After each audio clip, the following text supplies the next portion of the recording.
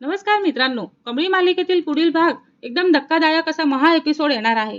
तो पाहण्यासाठी आमच्या चॅनलला लाईक, शेअर आणि सबस्क्राईब करायला विसरू नका. तर आपण पाहतो की कमळीचा फोटो हा IAS टॉपरच्या बॅनरवरती लागलेला आहे आणि सत्य समोर येताच सरोजाचा संताप अनावर होतो. रितेश सरांच्या कानाखाली एक जोरदार चपराक लगवली जाते आणि ते कशा प्रकारे ते आपल्याला या भागामध्ये बघायला मिळणार आहे. तर मित्रांनो, कमळीने अजून एकही परीक्षा पास केलेली नाही, तरीही तिचा फोटो थेट IAS टॉपरच्या बॅनरवरती लावला गेलेला असतो आणि जेव्हा कमळी स्वतः हा फोटो काढण्याची विनंती करते तेव्हा रितेश सर मात्र आपला हट्ट सोडतच नाही. पण जेव्हा सरोजाला ह्या सगळ्या प्रकाराची माहिती मिळते तेव्हा ती थेट रितेश सरांच्या केबिनमध्येच पोहोचते आणि तिथे असा प्रकार घडतो की संपूर्ण क्लासमध्ये खळबळ उडते. अखेर रितेश सरांनी कमळीच्या फोटोच्या बदल्यामध्ये पैशांची मागणी का केली आणि सरोजाने त्यांना चक्क कानाखाली कशी लगावली हे आपण या भागामध्ये पाहणार आहोत. तर रितेश सरांच्या विजेता क्लासेसमध्ये नेहमीप्रमाणे विद्यार्थ्यांची गर्दी असते आणि क्लासच्या बाहेर मोठमोठे बॅनर लावलेले असतात. IAS आणि इतर परीक्षा हे यश मिळवल्याच्या विद्यार्थ्यांचे फोटो त्या बॅनरवरती झळकत असतात.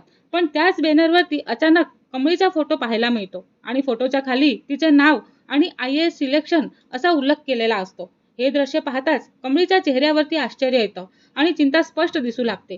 ती काही क्षण त्या बॅनरवरती पाहतच राहते आणि मग थेट रितेश सरांच्या केबिनमध्ये जाते आणि सर, हा फोटो इथे का लावला अशी विचारणा करते.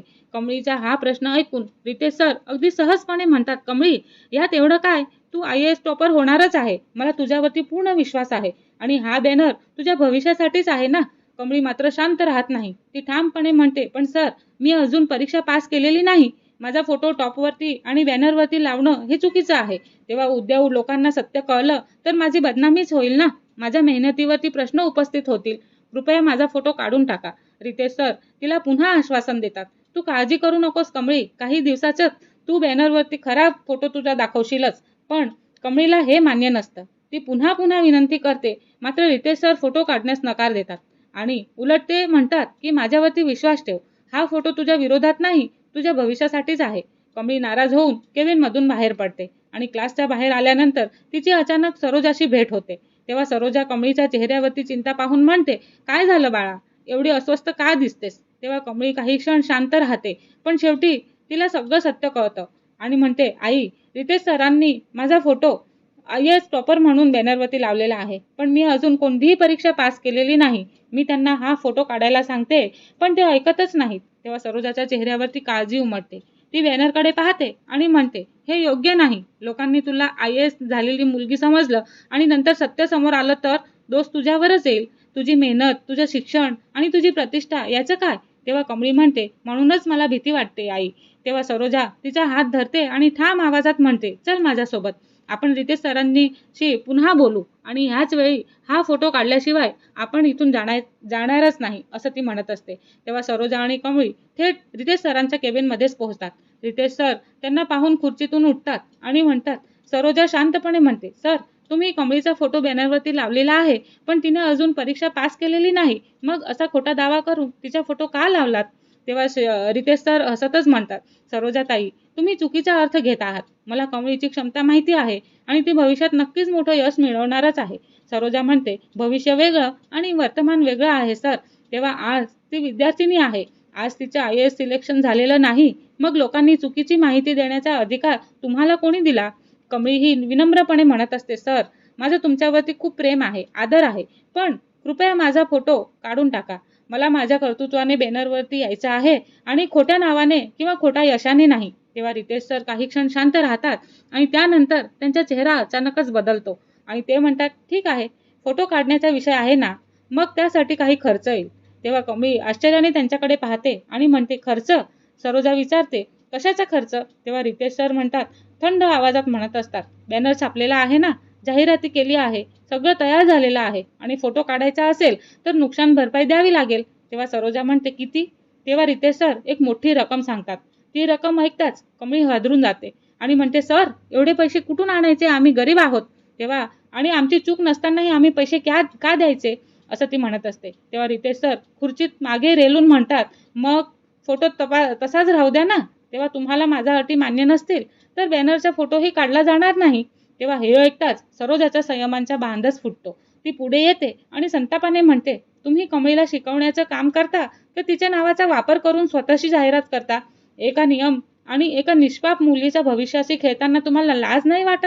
तेव्हा रितेश सर आवाज चढवत असतात आणि सरोजाताई आवाज कमी करा असं म्हणत असतात. आणि माझ्या संस्थेमध्ये मला नियम माहिती आहेत. आणि सरोजा संतापून म्हणते, नियम? कोणता नियम सांगता तुम्ही? की एखादी विद्यार्थिनीने परीक्षा पास करण्याआधीच तिचा फोटो टॉपर म्हणून वापरायचा का आणि त्यावरती पैसे मागायचे? तेव्हा रितेश सर काहीतरी बोलण्यात इतक्यातच सरोजाचा संताप अनावर होतो आणि ती धाडकन रितेश सरांच्या कानाखाली जोरदार लगावते. तेव्हा अचानक झालेल्या ह्या प्रकाराने रितेश सर अक्षरशः हादरून जातात आणि त्यांच्या चेहऱ्यावरती अविश्वास स्पष्ट दिसू लागतो. कमळी ही काही क्षण स्तब्धच होऊन जाते. सरोजा मात्र ठामपणे म्हणत असते, ही चपराक माझ्या मुलीच्या स्वप्नांची किंमत लावल्याबद्दल आहे सर. आणि कमळीला तिच्या कर्तृत्वाचे मोठं व्हायचं आहे आणि तुमच्या खोट्या बॅनरमुळे नाही. तेव्हा आजच तिचा फोटो इथून काढा, नाहीतर ह्या प्रकारांची तक्रार आम्ही योग्य ठिकाणी करू शकतो. रितेश सर रागाने सरोजाकडे पाहतच राहतात आणि त्यांच्या मनामध्ये आता एकच विचार सुरू असतो की सरोजाने मला सगळ्यांसमोर अपमानित केलेला आहे, पण हा अपमान मी विसरणार नाही. कमळीला माझ्यापासून दूर ठेवण्याचा प्रयत्न केला तर आता मीच तिच्यासाठी मोठी अडचण निर्माण करणार आहे. तेव्हा कमळी सरोजाचा हात धरते आणि म्हणते, आई चल आता, मला ह्या बॅनरवर नाही तर माझ्या मेहनतीनेच लोकांसमोर उभं राहायचं आहे. तेव्हा दोघीही केबिनमधनं बाहेर येतात. पण बाहेर पडताना कमळीची नजर पुन्हा त्या बॅनरवरती जाते आणि तिच्या चेहऱ्यावरती चिंता असते, कारण तिला जाणवत असतं की रितेश सरांचा हा विषय इतक्या सहजासहजी संपणारा नाही. आणि दुसरीकडे केबिनमध्ये एकटा बसलेला रितेश सर हा त्या बॅनरकडे पाहत कपटी हसतो आणि तो स्वतःशीच म्हणत असतो, कमळी तुला वाटतंय का हा फोटो एक फोटो आहे? नाही, या फोटो मागे माझा खूप मोठा खेळ आहे आणि आता तू माझ्या परवानगीशिवाय या खेळातून बाहेर पडू शकणारच नाही. आता प्रश्न असा आहे का रितेश सरांचा पुढचा डाव काय असेल? ते कमळीचा फोटो खरंच काढतील का तिच्या नावाचा वापर करून आणखीन मोठं षडयंत्र रचतील? आणि सरोजाने रितेश सरांना मारलेली ती चपराक आता कमळीच्या आयुष्यात कोणतं नवीन वादळ घेऊन येईल ते आपल्याला पुढील भाग बघणार आहेत का? तर ते वळण आपल्याला दिसणार आहे. त्यासाठी आमच्या चॅनलला लाईक, शेअर आणि सबस्क्राईब करायला